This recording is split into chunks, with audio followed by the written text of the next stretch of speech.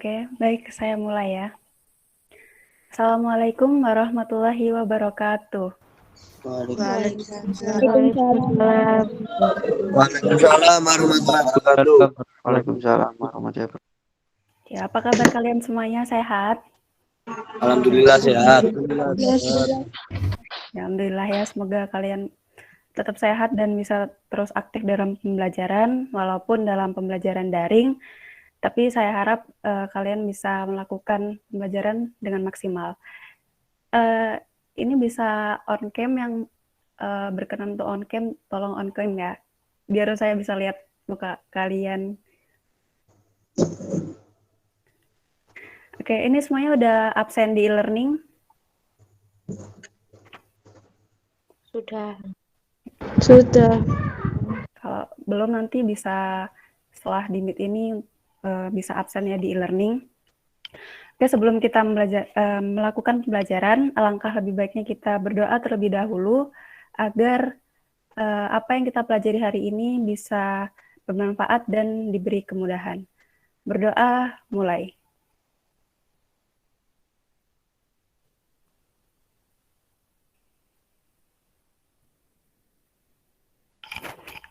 Selesai.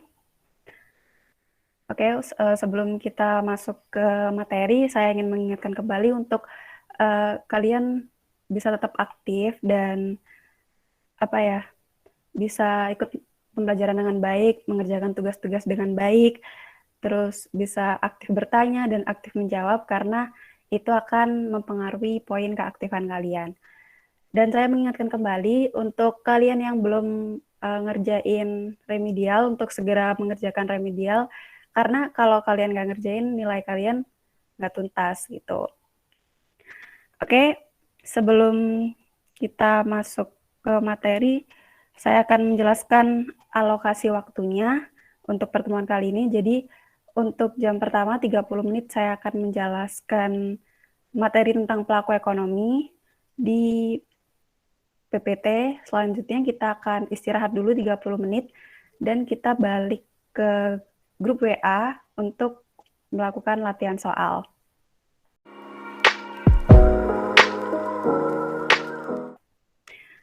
Oke, kita masuk ke materi pelaku ekonomi, tapi sebelum itu saya mau review sedikit tentang materi yang kemarin kita pelajari tentang kegiatan ekonomi. Jadi kegiatan ekonomi itu kan kemarin kita belajar ada 3 ya. Ada kegiatan produksi, ada kegiatan distribusi, dan konsumsi. Nah, di sini ada yang masih ingat kegiatan produksi itu apa? Ada yang tahu? Silahkan untuk on mic dan menjawab pertanyaan. Ini Randi Prayoga angkat tangan mau jawab apa itu produksi.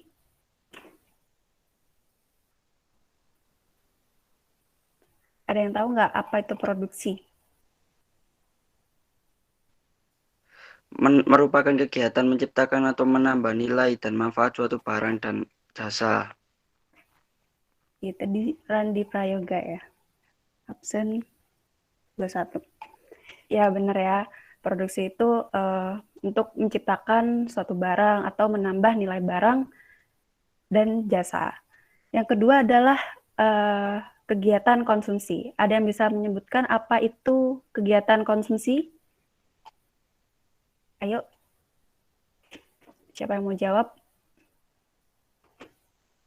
Apa itu konsumsi?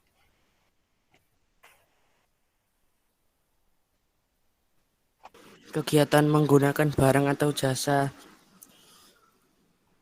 Ya, kegiatan menggunakan barang atau jasa. Bisa juga untuk menghabiskan nilai barang dan jasa tersebut. Tadi siapa? Noval absen berapa? 20. 20. Oke. Yang terakhir nih, distribusi. Ada yang mau menyebutkan distribusi itu apa?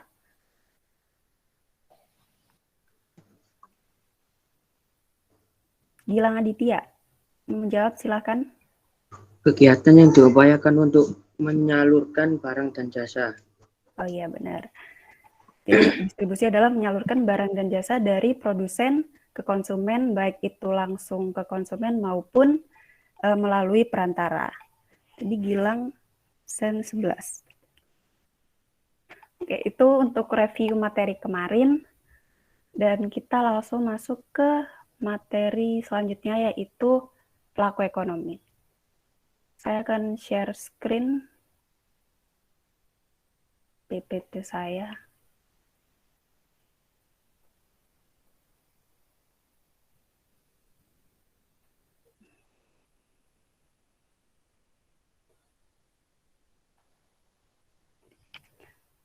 Apa PPT saya sudah terlihat? Sudah. Oke, kita masuk ke materi selanjutnya, yaitu pelaku ekonomi. Nah, pelaku ekonomi itu apa sih? Pelaku ekonomi adalah pihak-pihak yang melakukan kegiatan ekonomi, baik itu produksi, konsumsi, maupun distribusi. Nah, pelaku ekonomi itu ada 4 ya, secara umum, yaitu pelaku ekonomi rumah tangga konsumsi, ada rumah tangga produksi, ada rumah tangga negara atau pemerintah, dan masyarakat luar negeri. Yang pertama, kita masuk ke rumah tangga konsumen. Nah, rumah tangga konsumen itu adalah rumah tangga yang melakukan kegiatan konsumsi, yaitu membeli barang, menghabiskan nilai barang. Nah, itu rumah tangga konsumen itu memiliki 3 kegiatan. Yang pertama, yaitu jelas sebagai konsumen, yakni dia menggunakan atau menghabiskan barang dan jasa tersebut untuk membeli sesuatu. Misalkan kalian beli di supermarket, kalian beli di online shop, kayak gitu. Nah, yang kedua adalah pemasok faktor produksi. Jadi, rumah tangga konsumen ini menyediakan faktor produksi seperti tenaga kerja. Jadi, kalian kan bisa nih kerja di perusahaan. Terus tanah, kalian bisa menyewakan tanah ke pengusaha atau lahan maupun modal. Yang ketiga adalah wajib pajak. Jadi, setiap masyarakat itu yang memiliki penghasilan itu wajib untuk membayar pajak ke pemerintah. Nah, selanjutnya kita akan belajar tentang rumah tangga produsen. Nah, rumah tangga produsen ini adalah pihak-pihak yang memproduksi barang atau jasa.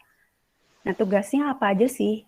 Yang pertama, memproduksi dan menjual barang-barang atau jasa. Jelas ya, seorang produsen pasti memproduksi barang dan jasanya untuk dijual belikan kepada konsumen melalui pemasok atau supplier. Nah, yang kedua adalah menyewa atau menggunakan faktor-faktor produksi yang dimiliki oleh rumah tangga konsumen. Tadi kan udah dijelaskan. Di rumah tangga konsumen itu menyediakan tenaga kerja, lahan, tanah, modal. Nah, rumah tangga produsenlah yang menyewa faktor-faktor produksi tersebut. Nah, yang ketiga adalah menentukan pembelian barang-barang modal dan stok barang yang lain. Seorang pengusaha pasti harus bisa menentukan barang apa saja yang akan dibeli. Misalkan kita akan memproduksi sebuah kue.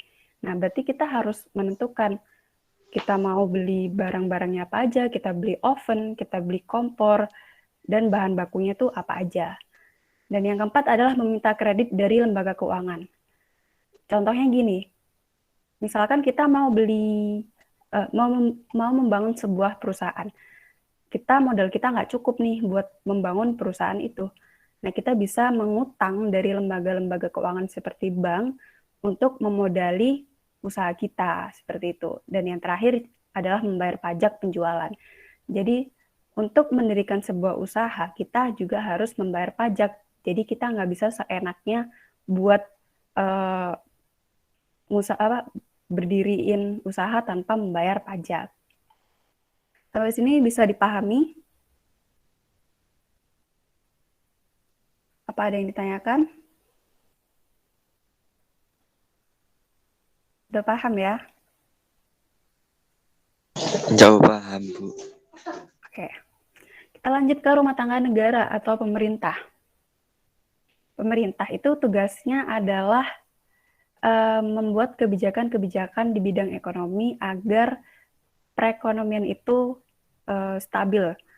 Nah, kebijakan pemerintah itu di Indonesia tercantum pada pasal 33 UUD 45, yakni perekonomian itu didasarkan oleh asas kekeluargaan. Nah, untuk kebijakannya itu ada 3. Yang pertama ada kebijakan fiskal, ada kebijakan moneter, dan kebijakan keuangan internasional. Yang pertama kebijakan fiskal, yaitu kebijakan yang berhubungan dengan pendapatan dan pengeluaran uang negara. Jadi kebijakan fiskal ini contohnya kayak pemerintah ini menarik pajak atau membelanjakan uangnya untuk menganggarkan bantuan-bantuan seperti itu. Yang kedua ada kebijakan moneter, yaitu kebijakan pemerintah untuk mengatur jumlah peredaran uang agar tidak terjadi inflasi. Nah, caranya gimana sih? Nah, contohnya adalah seperti kita Bank Indonesia menjual surat-surat berharga seperti saham, obligasi. Nah, untuk menjual itu kan berarti kita harus mengeluarkan uang kita untuk disimpan ke Bank Indonesia. Nah, dengan itulah uang kita tidak terlalu banyak beredar di masyarakat. Dan yang terakhir adalah kebijakan keuangan internasional, yaitu kebijakan yang mengatur perdagangan antar negara atau perdagangan internasional. Contohnya apa? Contohnya untuk mengatur ekspor-impor atau mengatur tentang ketenaga kerjaan baik dari luar negeri maupun dalam negeri. Nah, selanjutnya adalah kegiatan ekonomi yang dilakukan oleh pemerintah. Yang pertama, yaitu menarik pajak langsung dan tidak langsung, yang sudah ada di kebijakan fiskal tadi. Yang kedua, membelanjakan penerimaan negara dan membeli barang-barang kebutuhan pemerintah. Ini juga di kebijakan fiskal, yaitu pemerintah harus bisa menganggarkan uangnya untuk kebutuhan-kebutuhan negara. Yang ketiga adalah meminjam uang dari luar negeri. Nah, kita kan tahu utang Indonesia itu juga banyak kan di luar negeri, tapi mungkin utang tersebut itu punya tujuan tersendiri dan pemerintah yang mengatur kebijakan itu. Selanjutnya adalah menyewa tenaga kerja. Lah, misalkan kita butuh tenaga kerja profesional yang dalam negeri itu kita nggak punya. Nah, kita bisa meminjam tenaga kerja di luar negeri. Dan yang keempat adalah menyediakan kebutuhan uang kartal bagi masyarakat. Uang kartal itu apa sih? Uang kartal itu ya uang kalian yang kalian pegang, uang kertas itu. Jadi yang menyediakan kebutuhan uang kartal itu adalah pemerintah melalui Bank Indonesia. Nah, yang keempat adalah masyarakat luar negeri. Itu pihak-pihak yang mengatur perekonomian antar negara. Kegiatannya apa? Yang pertama adalah sebagai investor, yaitu menanamkan investasi pada perusahaan-perusahaan di suatu negara.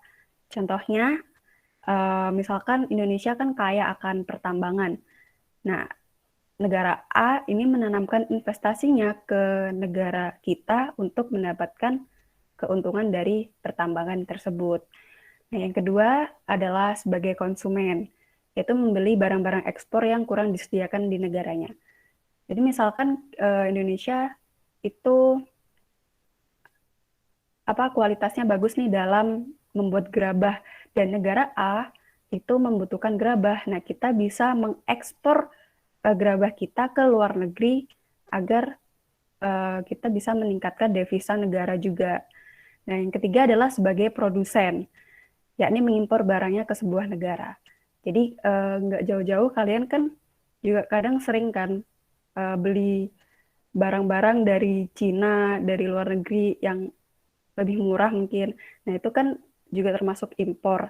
Nah, yang mengatur kebijakan-kebijakan impor tersebut itu pemerintah bersama masyarakat luar negeri. Dan yang keempat adalah sumber tenaga kerja ahli, yaitu menyediakan tenaga ahli yang dibutuhkan oleh negara lain. Nah, balik lagi, kalau kita butuh tenaga kerja yang lebih profesional dan harus minta dari luar negeri, ya kita mengambil dari luar negeri. Sebaliknya, kalau di luar negeri membutuhkan tenaga kerja dari Indonesia, maka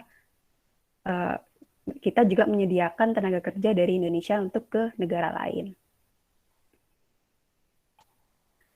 Nah, selanjutnya kita masuk ke diagram pelaku ekonomi. Diagram pelaku ekonomi atau circular flow diagram ini sama kayak tadi, cuman ini dibentuk diagram. Jadi kita tahu alur alur dari kegiatan-kegiatannya. Nah, yang pertama itu ada perekonomian dua sektor. Nah, perekonomian dua sektor itu melibatkan cuman rumah tangga konsumsi dan rumah tangga produksi. Seperti yang sudah dijelaskan, misal dalam pasar barang ini ya, nah rumah tangga produksi memperjualbelikan barang jasanya ke rumah tangga konsumsi. Sebaliknya, rumah tangga konsumsi membeli barang dan jasa dari rumah tangga produksi. Nah, kalau di dalam pasar faktor produksi, rumah tangga konsumsi memberikan faktor-faktor produksi seperti tanah, lahan, tenaga kerja ke rumah tangga produksi. Sebaliknya, rumah tangga produksi memberikan gaji atau upah atau sewa kepada rumah tangga konsumsi. Nah, yang kedua adalah perekonomian tiga sektor. Bedanya apa? Bedanya cuma di pemerintah. Kalau tadi kan nggak memperlibatkan pemerintah. Tapi dalam tiga sektor itu memperlibatkan pemerintah. Nah, tugasnya pemerintah apa? Yang menerima pajak dari perusahaan, menerima pajak dari rumah tangga konsumen. Selain itu, pemerintah juga membeli barang dan jasa dari perusahaan dan memberikan subsidi kepada rumah tangga konsumen.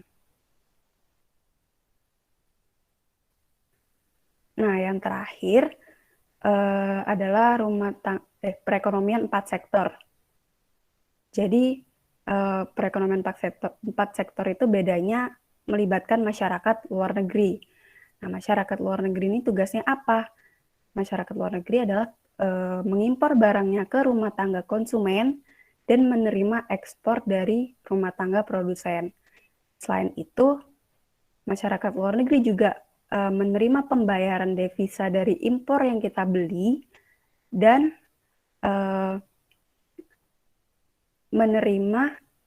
rumah tangga produsen menerima devisa dari ekspor yang dilakukan oleh rumah tangga produsen. Oke, itu untuk penjelasan pelaku ekonomi. Ada yang ditanyakan, silakan untuk bertanya. Barangkali ada yang belum jelas. Silakan untuk bertanya. Kalau nggak ada yang tanya, saya yang tanya ya. Oke, saya review dikit tentang materi tadi. Ada yang bisa menyebutkan apa itu rumah tangga produsen? Silakan. Apa yang dimaksud dengan rumah tangga produsen?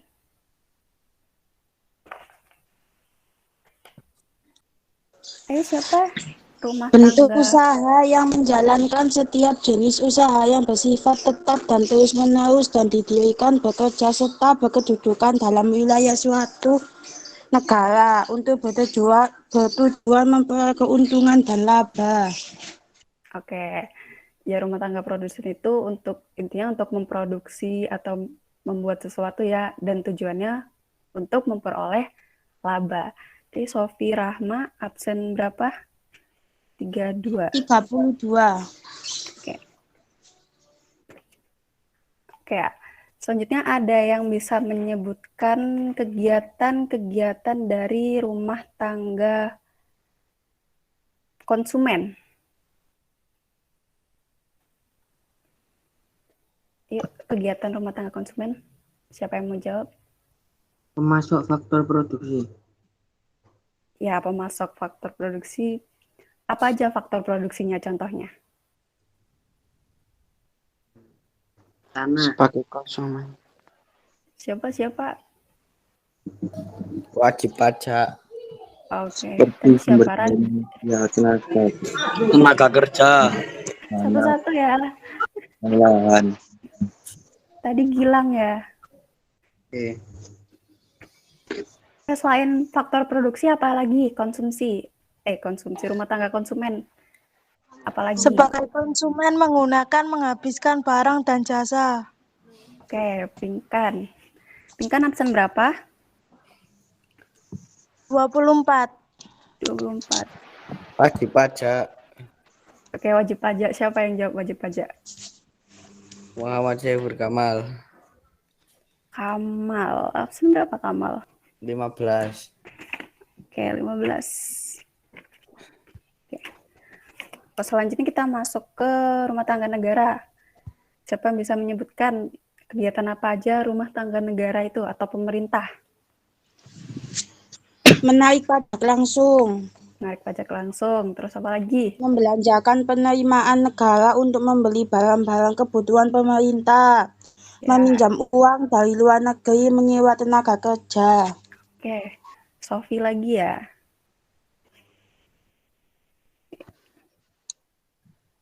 Oke, masyarakat luar negeri. Apa aja kegiatannya? Sebagai investor, penanaman investasi pada perusahaan di suatu negara. Sebagai konsumen, memberi barang-barang ekspor yang kurang disediakan di negaranya. Sebagai produsen, mengimpor barangnya ke sebuah negara. Sumber tenaga kerja ahli, menyediakan tenaga ahli yang dibutuhkan oleh negara lain. Oke, siapa Nuzila absen berapa? 24. 24. Oke. Oke, lagi ya, biar kebagian poin yang lainnya. Circular flow diagram atau diagram pelaku ekonomi itu ada berapa? Ada berapa sektor? 2 sektor. Ada 2 sektor, terus ada berapa sektor lagi? 4. 3 sektor. 3 sektor, terus 4 sektor. 4 sektor. Jadi, dan 4 sektor. mana ya? Oke. Oke, selanjutnya ini ya. Saya akan memberi tugas di rumah. Jadi PR ya intinya untuk minggu depan. Kalian bikin ini diagram pelaku ekonomi yang tadi kan ada 2 sektor, ada 3 sektor, ada 4 sektor. Nah, kalian gambar, tapi nggak cuma gambar, tapi kalian juga harus kasih deskripsi kayak di contoh yang saya berikan ini. Itu kan ada gambarnya dan ada deskripsinya di bawah. Jadi kalian harus jelasin apa itu yang ada di gambar itu. Nah, nanti minggu depan kita akan mempresentasikannya. Jadi ada beberapa anak untuk berpresentasi dari ekonomi 2 sektor sendiri, ada 3 sektor dan 4 sektor. Nah, ngerjainnya di mana? Kalian bisa ngerjain di buku catatan atau di HVS. Kalian terserah mau berapa lembar, mau 1 lembar itu 1 sektor, atau 1 lembar itu udah 3 sektor, terserah. Terus kalian bikin sekreatif mungkin ya. Jadi kalian boleh pakai spidol, boleh pakai pensil warna, ballpoint, dan segala macam. Pokoknya kalian bikin yang keren, yang kreatif gitu. Terus kalian kumpulkan file berupa PDF. Jadi kalian jadiin satu gambarnya dan kalian jadiin satu PDF. Caranya kalian bisa cari di Google ya, cara untuk mengubah gambar ke PDF itu banyak banget website-websitenya. Nanti kalian kumpulin ke saya lewat personal chat. Jumat, masih minggu depan ya, masih lama. Terakhir jam 11 malam. Nanti besoknya paginya kita akan presentasi dan berdiskusi bareng tentang pelaku ekonomi. Oke, untuk penugasan mungkin ada yang ditanyakan? Udah jelas untuk tugasnya? Udah? Oke. Mungkin itu aja ya untuk penjelasan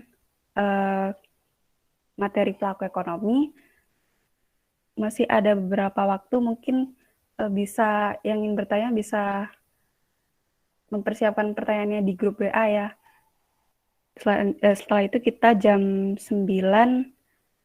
istirahat sampai jam 9.30. Setelah itu jam 9.30 kita akan latihan soal melalui kuisis.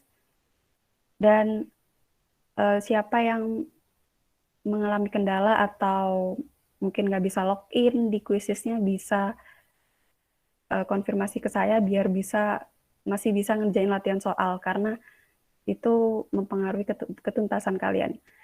Dan saya mengingatkan kembali yang masih belum ngerjain remedial segera mengerjakan untuk ketuntasan materi yang kemarin.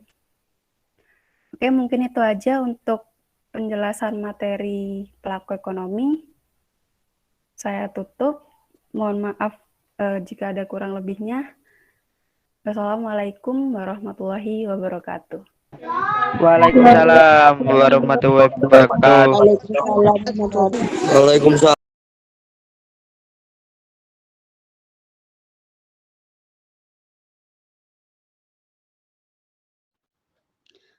Oke, baik. Terima kasih pertanyaannya, Rahmalisa. Jadi kenapa perekonomian 3 sektor itu disebut dengan perekonomian tertutup? Karena di masa tertutup ini karena tidak melibatkan dunia internasional atau perekonomian internasional. Jadi ya hanya 3 itu aja, antara rumah tangga konsumen, produsen, dan pemerintah. Jadi tidak melibatkan sektor luar negeri, itulah dinamakan tertutup. Nah, beda lagi dengan 4 sektor yang melibatkan masyarakat luar negeri sehingga disebut dengan perekonomian terbuka. Seperti itu ya.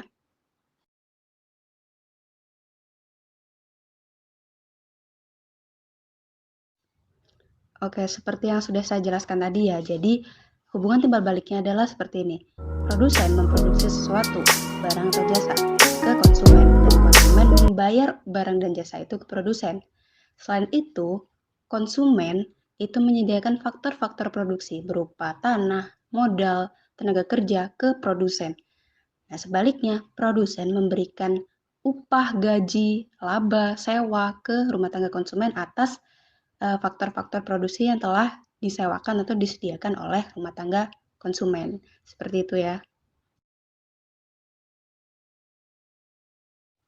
Oke, contoh dari masyarakat luar negeri itu adalah misalnya badan usaha swasta asing. Jadi badan usaha swasta asing itu menanamkan modal ke Indonesia untuk investasi ke perusahaan-perusahaan yang ada di Indonesia untuk memperoleh keuntungan. Seperti itu.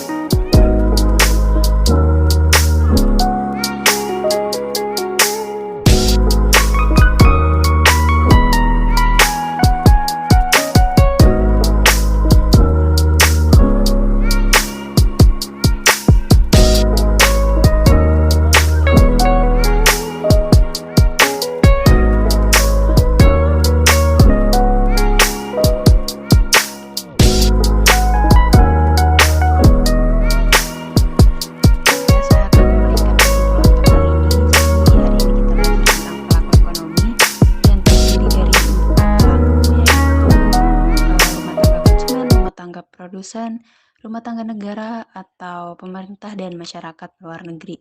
Jadi mereka satu sama lain melakukan hubungan timbal balik untuk melakukan kegiatan-kegiatan ekonomi. Dan tadi ada tambahan juga bahwa masyarakat luar negeri itu tidak hanya melakukan impor ke rumah tangga konsumen, tapi juga melakukan ke rumah tangga negara dan rumah tangga produsen. Dan itu saja untuk kesimpulan hari ini, dan jangan lupa untuk mengerjakan tugas di rumah berupa menggambar pelaku ekonomi 2, 3, dan 4 sektor. Dan terima kasih untuk kalian yang udah aktif hari ini, kalian luar biasa, dan semoga kedepannya bisa lebih baik. Mungkin itu saja dari saya, kurang lebihnya mohon maaf. Kita ketemu lagi minggu depan untuk presentasi dan diskusi. Assalamualaikum warahmatullahi wabarakatuh.